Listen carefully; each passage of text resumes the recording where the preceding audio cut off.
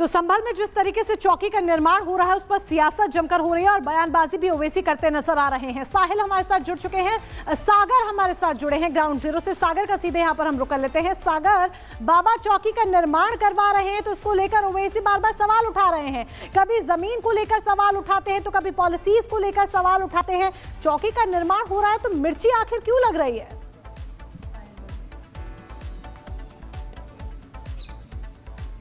देखिए बिल्कुल मोनिका, अगर हम बात करें जिस तरह से ये बात कर रहे हैं असदुद्दीन ओवैसी, अब सत्यव्रत चौकी अगर बन रही है संभल के अंदर, वो उस जामा मस्जिद इलाके में जहां पर बताई हिंसा भड़की 24 नवंबर के दिन, जिसमें 5 लोगों की जान चली गई। पुलिस लगातार इस तैयारी में है। योगी सरकार ये कोशिश करी कि कैसे उस जामा मस्जिद इलाके में हालात अब पूरी तरह से सामान्य हो जाए, क्योंकि देखिए लगभग 1.5 महीने का वक्त बीतने वाला है, लेकिन अभी भी वो हालात वहां पर नहीं बन पाए संभल में, क्योंकि इस समय संभल में हम मौजूद है।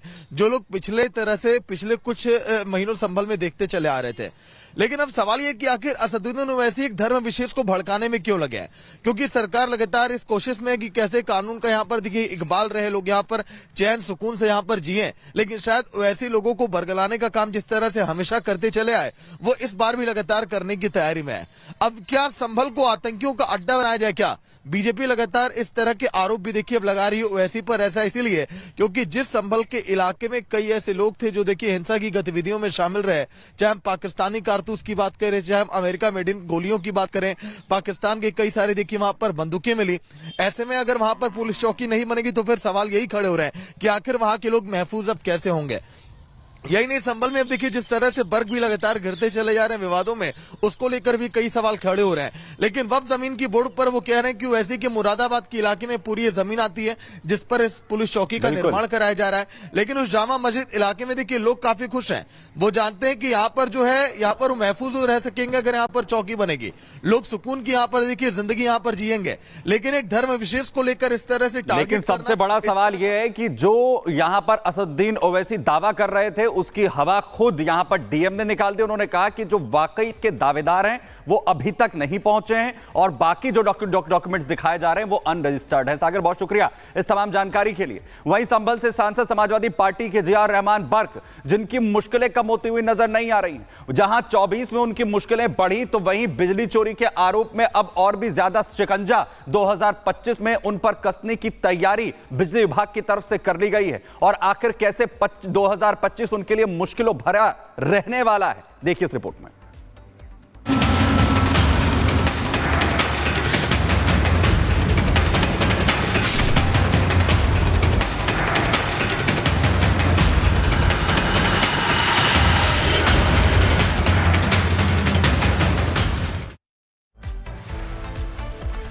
मनमाना बर्क पर जुर्माना, ऐसा क्यों कहा जा रहा है? ऐसा इसीलिए कहा जा रहा है क्योंकि साल 2024 शायद बर्क के लिए मुसीबतों वाला साल रहा है और 2025 में अब मुश्किलें और भी ज्यादा बढ़ने वाली है। दरअसल संभल हिंसा के मामले में पहले से बर्क घिरे हुए हैं और अब बिजली चोरी का मामला तूल पकड़ता जा रहा है। दरअसल जियाउर रहमान बर्क पर बिजली चोरी करने का मामला दर्ज हुआ है, आरोप लगा हुआ है और ऐसे में अब विभाग ने ठान ली है इस मामले की तह तक जाने की और 4 जनवरी तक का वक्त बर्क को दिया गया है जवाब दाखिल करने के लिए।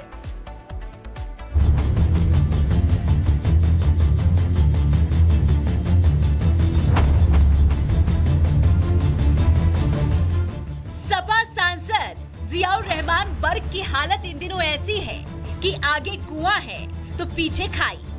सपा सांसद एक तरफ जहां संभल हिंसा के दाग को धुलने में लगे हैं तो बिजली चोरी के आरोप में उन पर अब मुसीबत की बिजली गिरी है। बर्क साहब ने सोचा भी नहीं होगा कि बिजली चोरी करना उनको इतना महंगा पड़ेगा और लाखों नहीं बल्कि करोड़ों का फटका लग जाएगा। संभल हिंसा के बाद जियाउर रहमान बर्क पर कटिया मारकर बिजली चोरी का आरोप लगा। विभाग ने जांच की तो आरोप सही पाया गया। मीटर उतारा, बिजली काटी गई और जुर्माना लगा दिया गया। विद्युत विभाग ने बिजली चोरी के मामले में जो नोटिस दी थी अब वो मूल्यांकन प्रक्रिया पर जा पहुंची है और विभाग कभी भी बर्क के खिलाफ वसूली प्रक्रिया कर सकता है। बिजली चोरी के आरोप में जियाउर रहमान पर पहले एफआईआर दर्ज की गई, फिर उन पर 1 करोड़ 91 लाख रुपए का जुर्माना लगा। अब बिजली विभाग आरसी भेजकर वसूली प्रक्रिया को अपना सकता है, लेकिन उससे पहले सपा सांसद को 4 जनवरी तक अपना पक्ष रखने का समय दिया गया है। उसे माननीय सांसद जी को 15 दिन का समय एक्शन संभल के द्वारा दिया गया है, जो अभी 4 जनवरी को पूरा हो रहा है। उसमें 4 जनवरी तक हम लोग इंतजार करते हैं उनके जवाब का, क्या साक्ष्य उपलब्ध कराते हैं। हाँ, वसूली की प्रक्रिया में है। आरसी का भी पहले सेक्शन 3 भेजेंगे, फिर उसके बाद जो है 15 दिन के बाद फिर आरसी भेज करके वसूली कीजिए। सपा सांसद के लिए बिजली चोरी मुसीबत कैसे बनी वो भी जानिए। बर्क पर बिजली चोरी का आरोप लगा तो 17 दिसंबर को सबसे पहले बिजली विभाग ने घर पर छापेमारी की। विभाग ने 2 नए स्मार्ट मीटर लगाए, पुराना मीटर जांच के लिए भेजा गया और फिर 19 दिसंबर को पुलिस के साथ विभाग ने रेड मारी। घर पर बिजली खपत की जांच की गई। बिजली चोरी के आरोप में केस दर्ज किया गया। 1 करोड़ 91 लाख का जुर्माना लगाया गया और फिर 26 दिसंबर को दोनों जब्त मीटरों की जांच की गई। वर्ग का प्रतिनिधि मौजूद रहा। सिर्फ बिजली चोरी का मामला ही सांसद वर्ग के लिए मुसीबत नहीं बना है। वर्ग पर 24 नवंबर की हिंसा में शामिल होने का आरोप है और इस मामले में भी FIR दर्ज की गई है। अब ऐसे में अगर वो दोनों ही केस में दोषी पाए जाते हैं तो उनको कठोर सजा हो सकती है। Bureau report, Republic Bharat. तो जियाउर रहमान बर्क पर आखिर कैसे बिजली गिरती हुई दिख रही है। समाजवादी पार्टी सांसद जियाउर रहमान बर्क पर शिकंजा कसता जा रहा है। बिजली विभाग 1 करोड़ 94 लाख रुपए की उनसे वसूली यहां पर करेगा और बर्क को 4 जनवरी के बाद दरअसल जो आरसी है वो भेजी जाएगी। जियाउर रहमान पर बिजली चोरी का आरोप है। वहीं बिजली विभाग ने बर्क पर दर्ज इससे पहले केस कराया था और बर्क को 4 जनवरी तक का वक्त यहां पर दिया गया है जिसमें वो अपना पक्ष यहां पर रख सकते हैं। वहीं दूसरी तरफ बिजली विभाग अब लगातार शिकंजा कसता हुआ नजर आ रहा है। जांच पूरे मामले की यहां पर करवाई जाएगी। बिजली चोरी के जिस तरीके से जियाउर रहमान बर्क पर आरोप लगे थे उसके बाद से लगातार उनके खिलाफ जांच चल रही है और इसी के लिए 4 जनवरी तक अपना पक्ष रखने का वक्त विभाग की तरफ से, बिजली विभाग की तरफ से दिया गया। और यह कहा जा रहा है कि 2024 में आखिर जिस तरीके से बेड़ा गर्क हुआ वहीं 2025 में बर्क जो है वो और ज्यादा फंसते हुए नजर आ रहे हैं। हालांकि 4 जनवरी से पहले वो अपना पक्ष क्या रखते हैं इसे लेकर, उनकी तरफ से बिजली चोरी को लेकर जो आरोप लग रहे हैं, क्या कुछ कहा जाता है, इस पर अब सभी की निगाहें हैं। संभल के सांसद जियाउर रहमान बर्क बिजली चोरी के मामले में लगातार फंस रहे हैं और अब शिकंजा और साथ ही वसूली भी विभाग की तरफ से की जाएगी। साल 2024 खत्म हो चुका है और इसी के साथ नए साल यानी कि साल 2025 का आगाज हो चुका है। लेकिन साल 2025 में अपराधी ये जान ले कि अगर अपराध करोगे तो पछताओगे। ऐसा क्यों कहा जा रहा है? ऐसा इसीलिए कहा जा रहा है क्योंकि नए साल में भी योगी की पुलिस ने ताबड़तोड़ एक्शन किया है।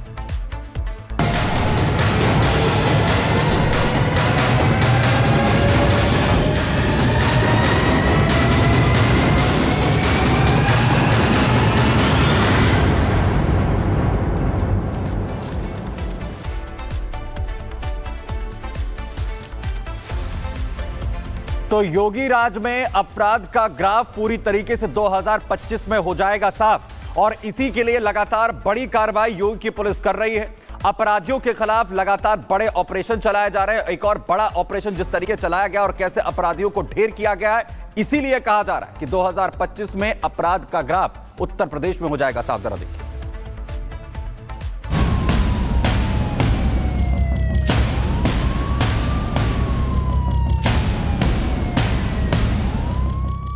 बीते सालों में योगी फोर्स के सामने अपराधी हो या फिर बदमाश, माफिया हो या फिर आतंकी, हर कोई बेदम नजर आया।